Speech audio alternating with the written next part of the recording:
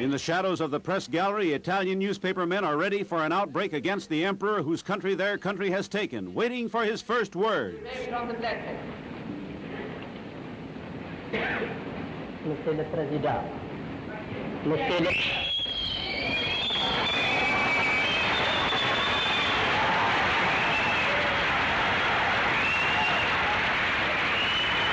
Trying to quell the disturbance, lights turned out.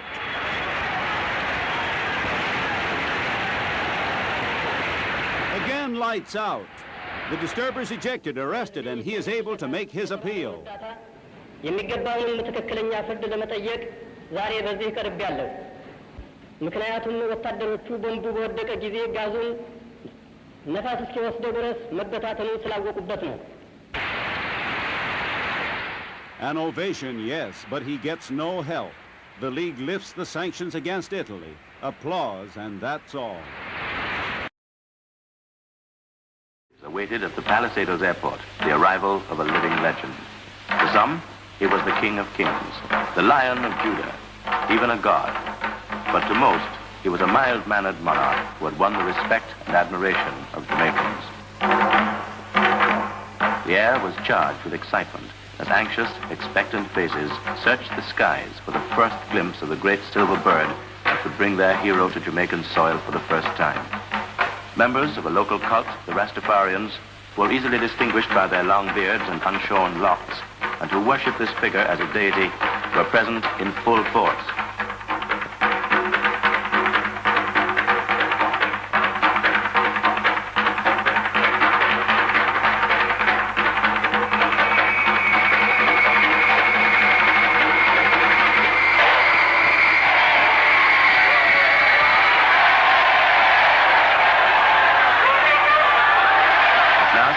Rousing, boisterous, tumultuous welcome ever given to any visiting or local celebrity, His Imperial Majesty Haile Selassie I, Emperor of Ethiopia, arrived. The crowd erupted into a frenzy of rejoicing as they broke through the lines of soldiers and police and surged out onto the tarmac, eager to engulf the Emperor with their affection.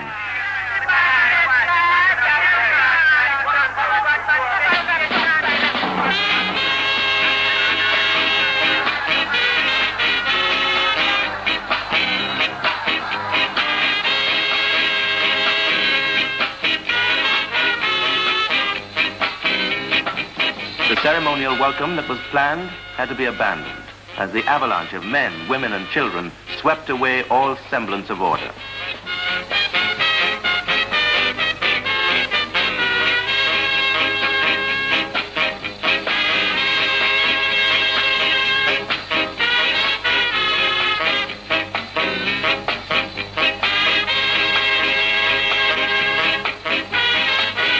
Ethiopia, a monarchy on the eastern side of Africa, has been governed since 1930 by Haile Selassie, whom history records as being a direct descendant of King Solomon and the Queen of Sheba.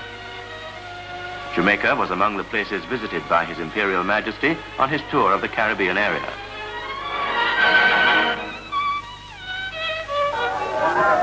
Huge crowds jostled for choice vantage points all along the route in the hope of seeing the Emperor.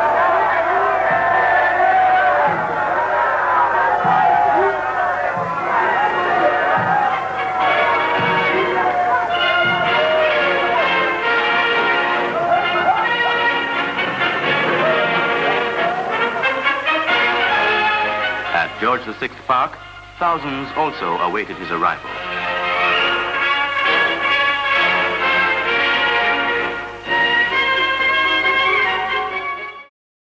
Where last October found children lay at the point of death, they study now at school. These are the children of Mercer Camp, children who are alive now because the people of the world outside came to their rescue, sending doctors and nurses, paying for medicine and food. Had help not arrived, then many of these children, like their brothers and sisters before them, would now be dead.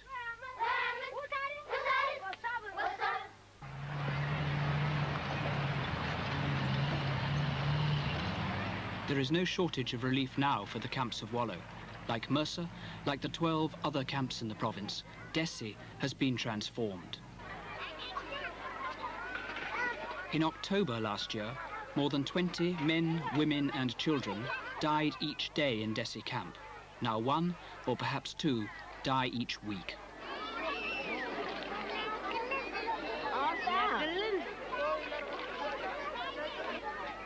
In October, the 500 children here had as their first meal of the day 1 cup of weak tea.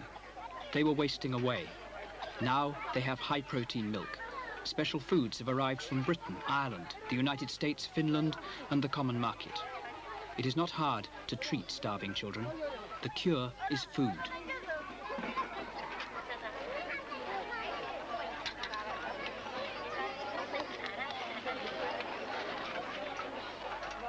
In October, this health officer ran Dessie camp on his own. He predicted then that if supplies did not arrive from the outside world within a month, 1/3 of the children here would die. The supplies did arrive. If we take these two children, These two?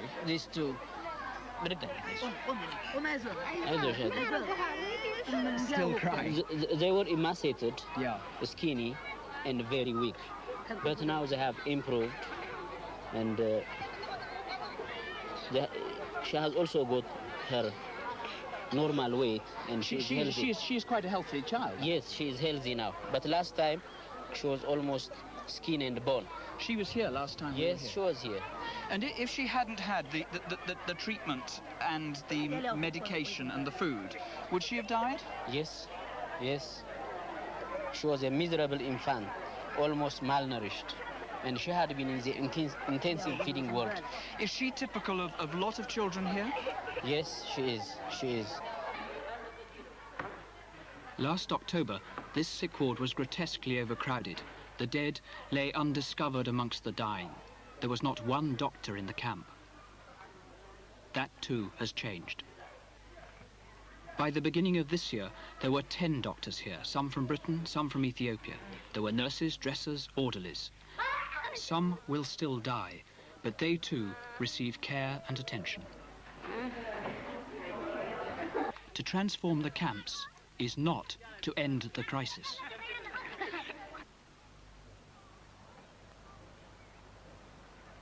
"400 miles away in the capital city of Ethiopia, Addis Ababa, there's been transformation and crisis too. In the last 3 weeks, Ethiopia has experienced a political upheaval. There's been a revolt by the army, the first general strike, the collapse of a government which has been in power for 30 years.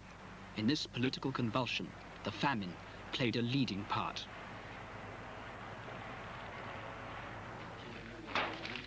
Each week since November, the government's emergency committee has met to coordinate the relief operation. The ministries represented here must take much of the blame for the deaths from starvation last year. Ministers like Malati Dubebe did nothing for too long. When they finally sought help, they asked too quietly for too little, and it was too late. They had been warned. The Ministry of Agriculture reported 6 months in advance that the spring of 1973 would bring famine to Ethiopia. The government suppressed the report. In the Ministry of the Interior, some knew and kept quiet. Others suspected, but did not bother to discover what was happening in the land they administered. The Ministry of Information, with the ignorance, indifference, and pride of the Ethiopian ruling elite, failed to alert the world and consciously hid the disaster from its own people. By the end of last year, that had changed utterly. Secrecy and indifference had given way to openness and urgency. In the last 3 months, the government has devised the machinery and plans to tackle the famine, but this change came too late to save the government.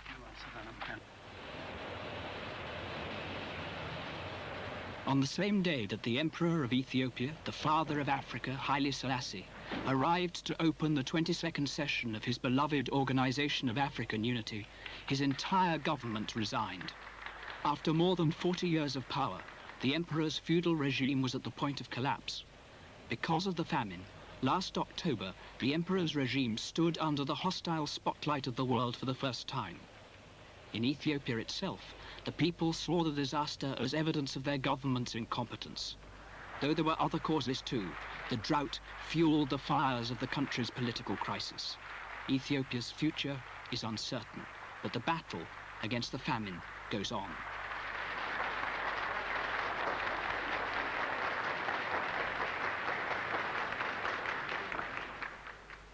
Ethiopia is not the only country in Africa devastated by famine.